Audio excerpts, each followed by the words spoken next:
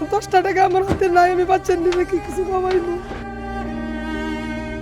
ওই যে আমাকে ঘর পুড়ে গেছে, আমরা থাকবো কোথায়? হাসানের চোখের সামনেই পুড়ে গেছে ঘর। এরপর গতকাল রাত থেকে হাসানরা খোলা আকাশের নিচে, মাথা গোজার ঠাঁই নেই, দাঁড়াবে কোথায় এই ভেবে রাতভর ঘুমোতে পারেনি 10 বছরের ছোট্ট শিশু হাসান। দূরে দাঁড়িয়ে অপলক দৃষ্টিতে তাকিয়ে আছে ঘর পোড়া ছায়ের দিকে। পোড়া ঘরের ছায়ের ভেতরে নুসরাত খুঁজে ফেরে তার বই।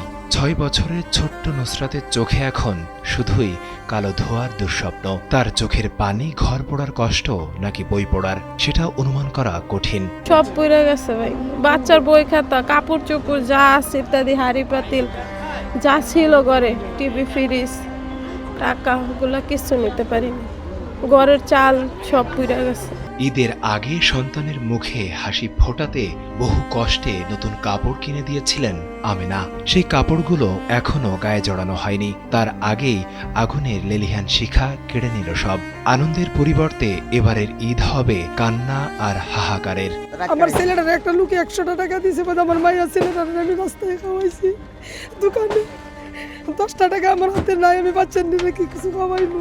এই মুহূর্তে যে কিছু খাইমো, আমার মেয়েরা ছোটটা কই গেছে, খান্তাছে আম্মা ভাত খাইমো। ঈদের মার্কেটের মাইয়াটা নিয়ে আইছে, 2 মাইয়া মার্কেট করে আইছি, ওরার জামা কাপড় নিছে, জুতা নিছে, বা করতে পারি। পুড়ে যাওয়া ঘরের মেঝেতে ছড়িয়ে ছিটিয়ে আছে চাল, চারপাশ থেকে এখনো পোড়ার গন্ধ।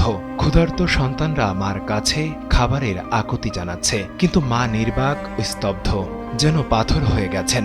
গার্মেন্টস থেকে পাওয়া কষ্টে 10,000 টাকাও আগুনের লেলিহান শিখা গ্রাস করেছে। গার্মেন্টস থেকে টাকা 10,000 টাকা আনছিল, কইছিলাম কিচ্ছু নিয়েছে না। 2টা মাইয়া শিখাইতেছে, আমি লইয়া 2টা মাইয়া লইয়া বাড়াই গেছি গা।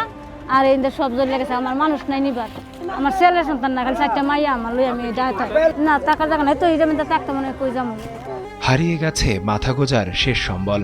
ঘর হারানো হতভাগ্য মানুষগুলোর এবারের ঈদ পরিণত হয়েছে বিষাদে। তারপরও আশা, শূন্য থেকে ঘুরে দাঁড়াতে হবে, স্বপ্ন দেখতে হবে আবারও।